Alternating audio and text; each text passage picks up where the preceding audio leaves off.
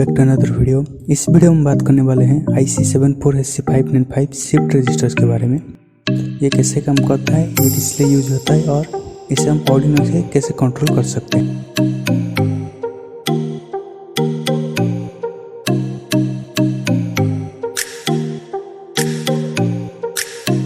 Basically ISIS ऐसे छोटे छोटे इलेक्ट्रॉनिक्स कंपोनेंट्स होते हैं जिसमें एक बहुत ही बड़ा इलेक्ट्रॉनिक सर्किट को इस छोटे से स्पेस में फिट किया गया है।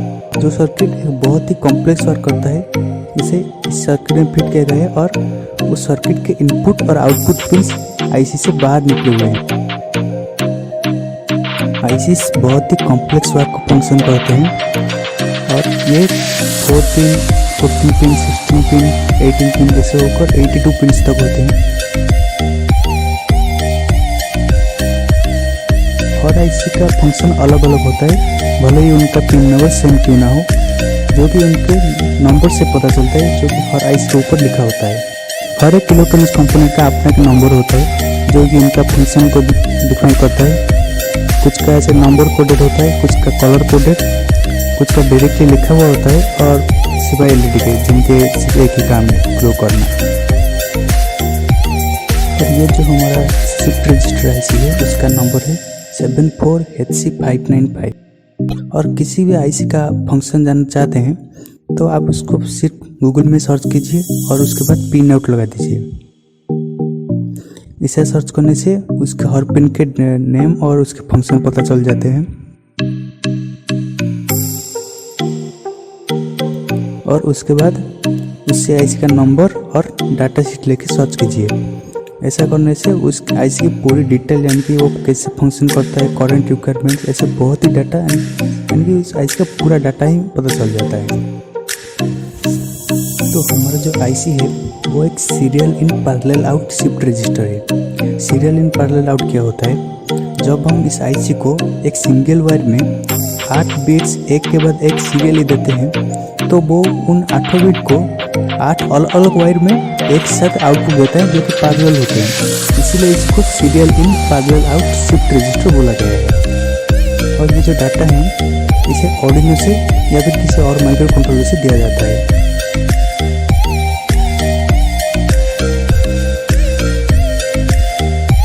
अब हर आईसी की पिन काउंटिंग सेम होती है।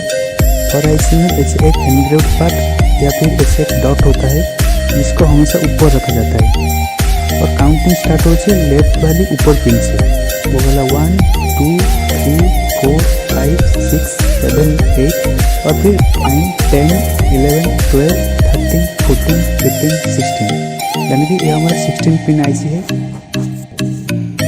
और हर आईसी का राइट साइड का जो टॉप पिन है वो हमेशा VCC होता है और लेफ्ट साइड का जो बॉटम पिन है वो हमेशा ग्राउंड होता है।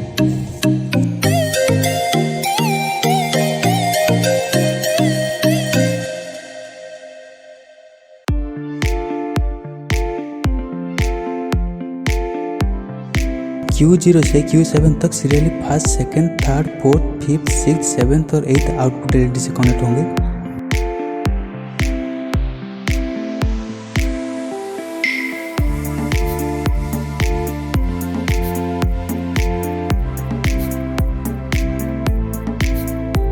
उसके बाद मास्टर रीसेट और VCC आर्डिनो के +5 वोल्ट से कनेक्ट होंगे।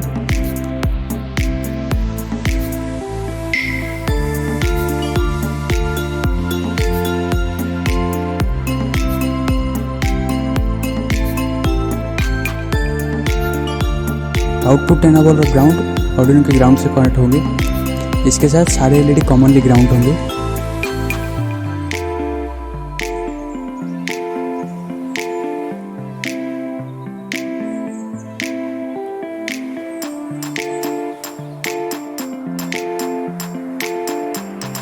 डाटा लाच और क्लॉक पिन है वो आर्डिनो के 3 डिजिटल इनपुट्स में लगेंगे।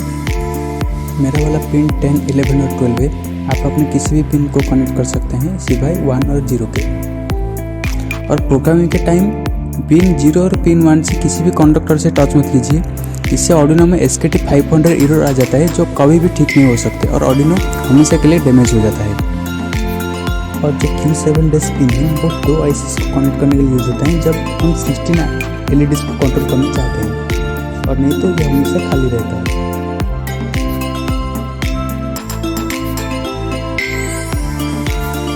तो सबसे पहले लिखिए इंटीजर यानी कि INT डाटा इक्वल टू 10। इससे हमारा डाटा पिन डिक्लेयर हो जाता है। और ऐसा लाच और क्लॉक पिन के लिए भी कीजिए।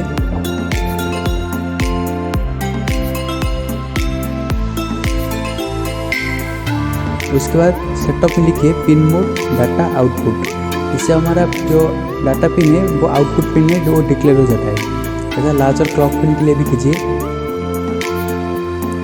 और अभी हम IC को डाटा सेंड करने वाले हैं, जो कि ये कोड एक ही बार होगा, तो इसमें मैं सेटअप में लिख रहा हूँ। पहले लिखिए डिजिटल लाइट लाच फ्लो। उसके बाद shift out data clock MSB fast या फिर LSB फास्ट और किसी भी एक नंबर 0 से 55 के अंदर।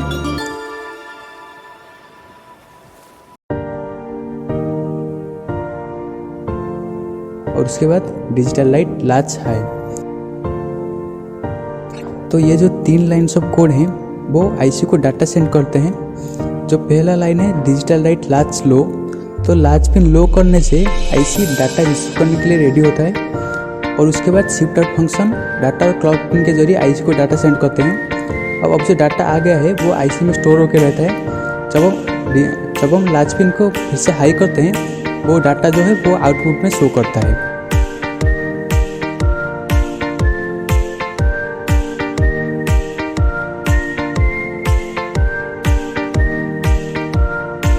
शिफ्ट आउट फंक्शन में 4 आर्गुमेंट होते हैं, जो कि पहला और दूसरा आर्गुमेंट है उसमें वो पिन नंबर को डाला जाता है जो कि डाटा और क्लॉक सिग्नल कैरी करते हैं। और डाटा और क्लॉक सिग्नल क्या है?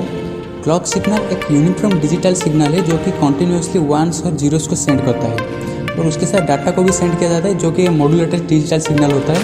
और अभी क्लॉक के हाई के ऊपर डाटा पिन का जो भी वैल्यू होगा वही वैल्यू IC को जाएगा और वही वैल्यू जाके हमारे LEDs में आउटपुट होगा। आर्गुमेंट 3 में MSB फास्ट या फिर LSB फास्ट लिखा जाता है। कभी भी जब हम बाइनरी डिजिट लिखते हैं तो उसका सबसे पहला डिजिट मोस्ट सिग्निफिकेंट बिट होता है और सबसे आखिरी डिजिट लिस्ट सिग्निफिकेंट बिट होता है। जब हम MSB फास्ट करते हैं तो मोस्ट सिग्निफिकेंट बिट पहले जाकर Q7 ऑक्यूपाई करता है। उसके बाद एक एक करके सारे डिजिट उसके ऊपर का जगह ऑक्यूपाई कर लेते हैं। और जब हम LSB फास्ट करते हैं तो लिस्ट सिग्निफिकेंट बिट पहले आकर Q7 को ऑक्यूपाई करता है। उसके बाद एक एक करके सारे डिजिट उसके ऊपर की जगह ऑक्यूपाई कर लेते हैं। और आर्गुमेंट 4 में हमें डेसिमल नंबर लिखते हैं जो कि बाइनरी में कन्वर्ट होकर IC को जाता है और Q0 से Q7 को ऑक्यूपाई करता है। जो वाला पिन 1 होगा वो LED ऑन होगा और जो वाला पिन 0 होगा वो LED ऑफ होगा। उस हिसाब से आप डेसिमल नंबर लिखिए जिस हिसाब से आप आउटपुट पाना चाहते हैं। अभी मैं आर्गुमेंट 4 में 1 लिख रहा हूँ, तो देखिएगा सिर्फ एक ही LED ऑन होगा जो सबसे आखिरी LED होगा। अभी LSB फास्ट था तो 1 जाकर Q7 में ऑक्यूपाई किया। अभी MSB फास्ट कर रहा हूँ तो देखिएगा ये बिल्कुल ही पलट जाएगा।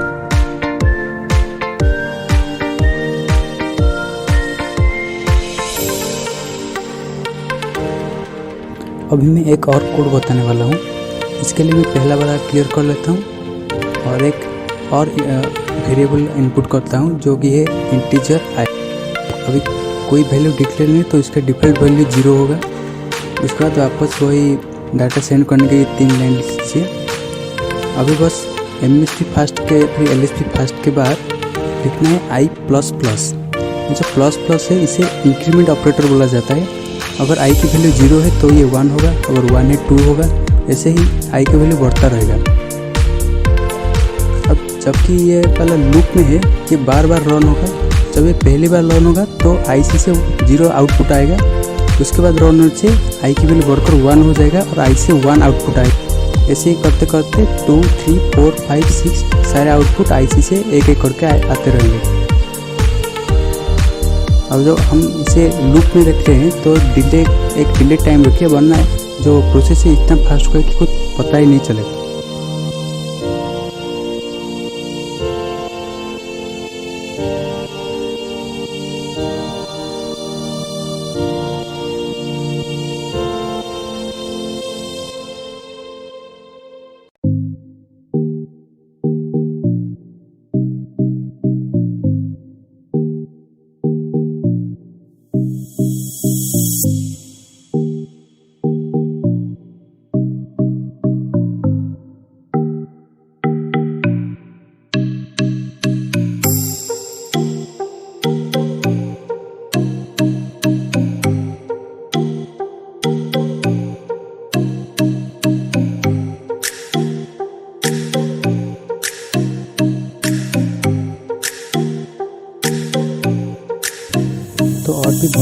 इंटरेस्टिंग कोर्स है, पर आज के लिए बस इतना ही। सभी को एक वीडियो में कवर नहीं किया जा सकता, और मैं रिकमेंड करूँगा कि आप वेबसाइट में arduino.cc का ऑफिशियल वेबसाइट में जाकर इस शिफ्ट रजिस्टर के बारे में और ज़्यादा कुछ जान लें, जिसकी मदद से आप LED मैट्रिक्स, LED क्यूब जैसे इंटरेस्टिंग प्रोजेक्ट्स को बना पाएंगे।